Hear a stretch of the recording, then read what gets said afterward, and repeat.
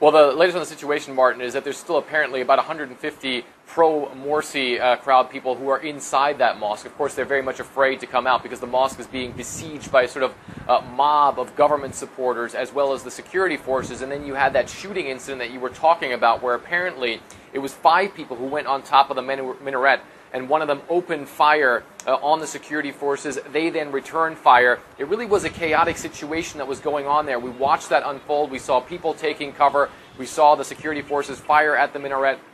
It seems as though that sort of quieted down somewhat. However, the siege still continues. And of course, seeing those pictures on TV, seeing them and witnessing them, the people here in Egypt see that this is further fueling the flames of what's been going on as this country moves closer and closer to descending into chaos. The past couple of days, of course, have been very violent here in this country. As you said, 173 were killed on Friday. However, in total, since Wednesday, more than 700 people have been killed, and that's according to official accounts. Some people put the death toll much higher, Martin.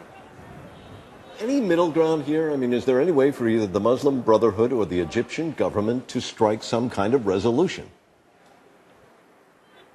Absolutely not at this point in time. I mean, one of the things we have to keep in mind with the violence going on, it's just made more sides even more entrenched in their positions. There's the pro-Morsi crowd who says that they won the parliamentary and the presidential elections and that they feel that Mohamed Morsi should still be in power, and so they feel like they have legitimacy here in this country. On the other hand, you have the military and their supporters who said Mohamed Morsi was in power, he didn't deliver. There were massive protests here in this country, and that's why they took the action that they did. And so they are the ones who should be in power. And these sides are just going at it, and neither side is backing down. Both sides are saying they're going to keep holding protests. The military is saying it's going to stand firm that if any official buildings are attacked, they are going to return live fire against the people who are attacking them. The banner on Egyptian state TV right now reads, "Egypt fighting terrorism," and as long as the government labels the Muslim Brotherhood and its supporters as terrorists, there clearly is not going to be any middle ground for any negotiations between these two sides. So neither side is making any sort of effort at this point in time, Martin,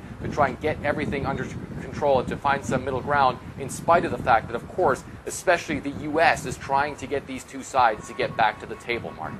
Frederick Pleitgen in Cairo for us this morning. Thank you.